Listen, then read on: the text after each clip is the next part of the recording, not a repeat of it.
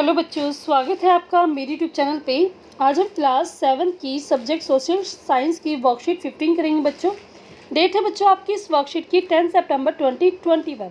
Worksheet को start करने से पहले आप सब बच्चे प्लीज़ मेरे चैनल ऋषभ कंप्यूटर क्लासेस को जरूर सब्सक्राइब कर दे बच्चों।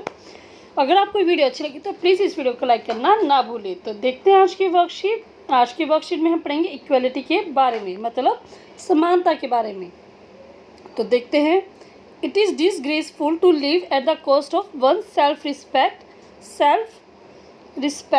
ठीक है, मतलब इसमें कहा गया कि अगर हमें, ये बहुत ही अपमानजनक बात है अगर हम अपने आत्मसम्मान को के कॉस्ट, मतलब अपने आत्मसम्मान की कॉस्ट के ऊपर अगर हम जीते हैं, मतलब अपने आत्मसम्मान को खोकर अगर हम जीते हैं तो बहुत ही हमारे लिए अपमान की बात है।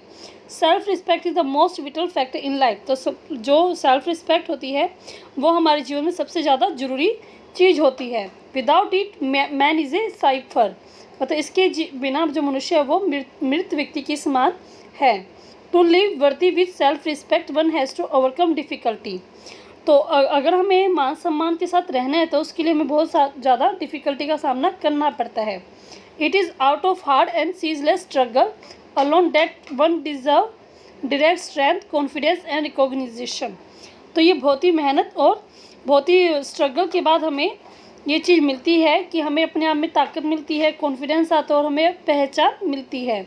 मैन इज़ मोटर, जो मनुष्य है वो मरता जरूर है, नश्वर है। Everyone has to die some day or other, जो मनुष्य है हर एक को कभी ना कभी मरना होता है। But one must resolve to lay down one life in reaching the noble idea of self respect and in bettering one human life. तो लेकिन हर एक को मतलब अपने मान सम्मान के साथ जीवित रहने का हक है और सबको एक अच्छी जीवन जीने का भी हक है। Nothing is more disgraceful for a brave man than to live life devoid of self respect. तो किसी भी जो बहादुर व्यक्ति है उसके लिए ये इससे ज़्यादा अपमान की बात कुछ नहीं हो सकती अगर वो बिना सेल्फ रिस्पेक्ट के रहता है तो। ठीक है, तो किसने कहा था? डॉक्टर BR अम्बेडकर जी ने। तो ये BR अम्बेडकर जी की फ़ोटो है। तो अब हम पढ़ते हैं some provision of Indian constitution to ensure equality. तो हमारे जो भारतीय संविधान है उसमें भी कुछ प्रोविज़न दिए गए जिससे हम इक्वलिटी को देखते हैं। तो क्या क्या है बच्चों वो प्रोविज़न हम देखते हैं। Every person is equal before law, कानून के सामने सभी क्या है, लोग इक्वल हैं, बराबर हैं। No person can be discriminated on the basis of the religion, caste, race, place of birth and gender. तो इसमें कहा गया था किसी भी व्यक्ति को हम डिस्क्रिमिनेट तो शोषण नहीं कर सकते on the base of their धर्म, मतलब धर्म, जाति, उसके जन्म और लिंग के आधार पर हम उनके साथ भेदभाव नहीं कर सकते। Every person has the access of public place, सभी व्यक्ति को सार्वजनिक स्थानों पर जाने की अनुमति है। अनटचेबिलिटी हैज़ बीन अबॉलिश्ड, और जो छुआछूत है उसको ख़त्म कर दिया गया है। तो आगे है two ways in which the government has try to implement the equality that is the guaranteed in the constitution is first through the law and second through government program और scheme to help disadvantage community. तो दो तरीके से government ने कोशिश की है कि वो जो इक्वलिटी है उसको अपने देश में ला सके। तो फर्स्ट क्या था, उन्होंने एक लॉ बनाए, बहुत सारे लॉ बनाए, कानून बनाए। और सेकंड क्या था, उन्होंने गवर्नमेंट प्रोग्राम, मतलब प्रोग्राम बनाए और स्कीम लॉन्च की, जिससे क्या है जो लोग शोषित थे, जिनको ये एडवांटेजेस नहीं मिल पा रहे थे, उनको वो अब एडवांटेजेस मिल पा रहे हैं।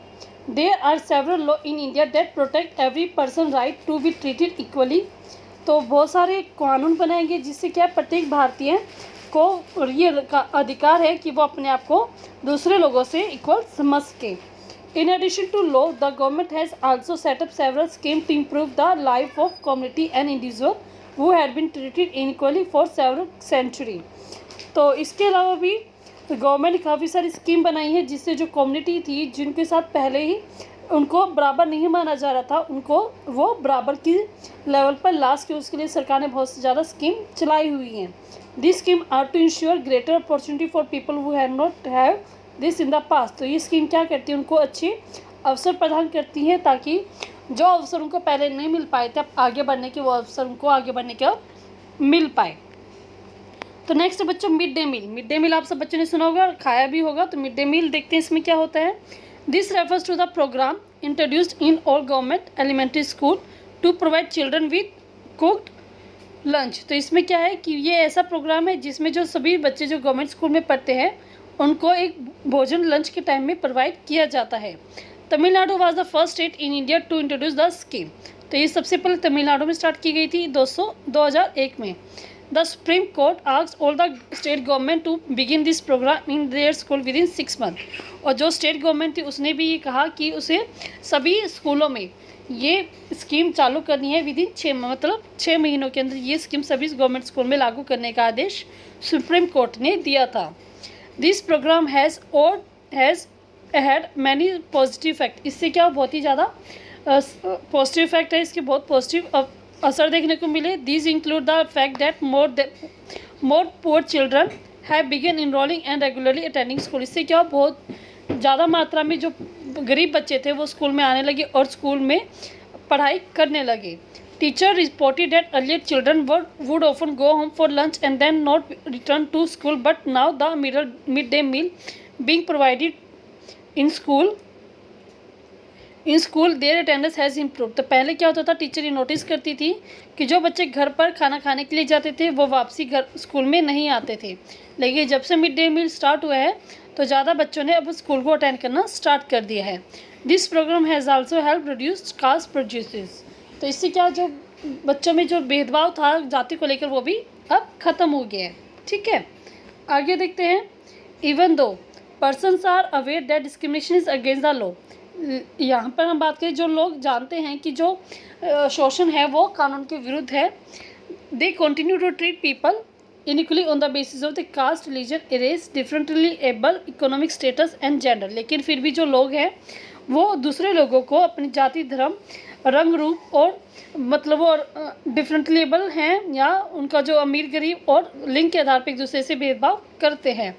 It is only when people begin to believe that no one is inferior and that every person deserves to be treated with dignity that present attitude can change। तो इसमें कहा गया कि जब लोग आपस में ये मानेंगे कोई भी एक दूसरे से कम नहीं है और हर एक पर्सन को क्या है मान सम्मान के प्रति पूरा हक है, सबको मान सम्मान का हक है, और यही प्रेजेंट जो एटीट्यूड है तभी हमारा ये प्रेजेंट एटीट्यूड चेंज हो सकता है अगर हम ये माने कि सब बराबर हैं।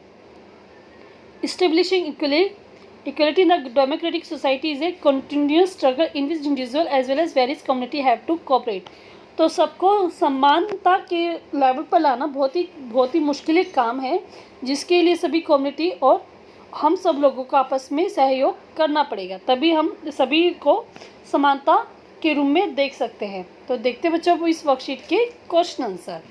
Mentions the provision of the Indian constitution to ensure equality. तो भारतीय संविधान में इक्वलिटी को करने के लिए क्या क्या प्रोविज़न दिए गए हैं। तो क्या क्या प्रोविज़न थे, ये 4 प्रोविज़न दिए गए थे बच्चों। तो चारों के चारों प्रोविज़न आप अपने क्वेश्चन नंबर 1 में लिखेंगे। ठीक है, तो आप इस प्रकार जो डायग्राम इसमें भी लिख सकते हैं, नहीं तो आप पॉइंट की फॉर्म में first, second, third, fourth point बनाकर भी आप लिख सकते हैं। नेक्स्ट क्वेश्चन है इस वर्कशीट का, how does mid day meal help to ensure equality describe. तो मिड डे मील से किस प्रकार इक्वलिटी इस्टेब्लिश हुई थी, तो इसका आंसर हम देखते हैं। तो इसका आंसर बच्चों, on the basis of this scheme, all the children who can be of any religion, caste, gender, they all sit together and eat food। तो इससे क्या होता है, कोई भी बच्चा जो अलग धर्म जाति का था वो सब इकट्ठे बैठते थे और खाना खाते थे।